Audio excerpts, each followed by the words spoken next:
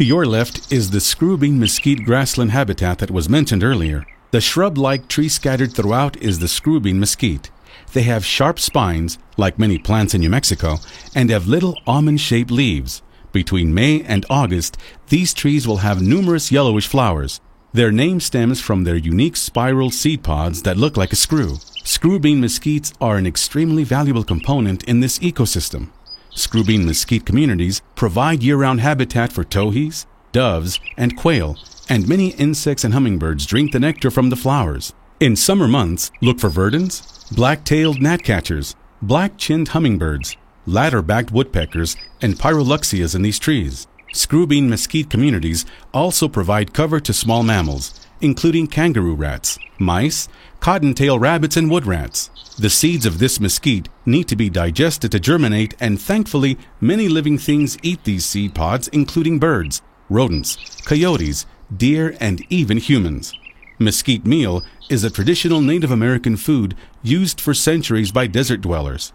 The high-protein meal contains good quantities of calcium, magnesium, potassium, iron, and zinc, and is rich in amino acids and can be purchased and used today. At the beginning of the tour, it was mentioned that you could get into the refuge free if you had one of 3 types of passes. The 2 that directly relate to the refuge system are the Duck Stamp, or the Federal Migratory Bird Hunting and Conservation Stamp, and the Refuge Annual Entrance Pass. The Duck Stamp, known to most as a hunting pass, can also be purchased by non-hunters. 98% of the Duck Stamp's fee goes directly to purchasing new land for refuges.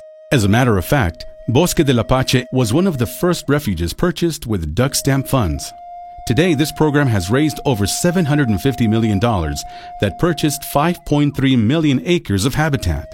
Dollar for dollar, purchasing this stamp is one of the best investments you can make in the future of America's wetlands.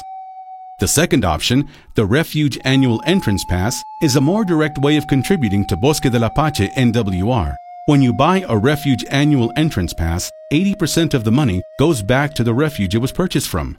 Bosque del Apache uses these funds to support recreation-related expenses. It pays for things like brochures, signs, facilities enhancement, trail and road maintenance, habitat restoration associated with wildlife-dependent recreation, and public safety. The Duck Stamp or the Refuge Annual Entrance Pass can be purchased for $15 in the Visitor Center. Consider showing your support locally and nationally by purchasing both. Watch for pie-billed grebes in the cattails to your left. Look for a small tan to gray-colored bird with a small blunt bill. In summer, the bill has a black ring around it. Grebes love the water and are rarely seen on land. They even build floating nests in the water. Unlike many birds that take wing to flee from danger, grebes usually dive under the water. The grebe is the master of its own buoyancy. It can squeeze out both the air trapped in its feathers and in its internal air sacs and sink effortlessly. They can stay underwater for up to 30 seconds and slowly surface their head like a periscope on a submarine to see if the danger has passed.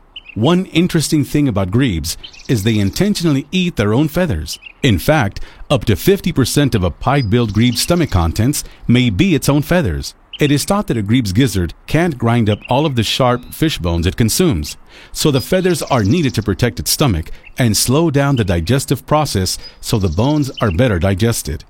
If you are at the refuge in May, you might see grebe chicks. They are beautifully striped and sometimes hitch a ride on their parents' back as they swim.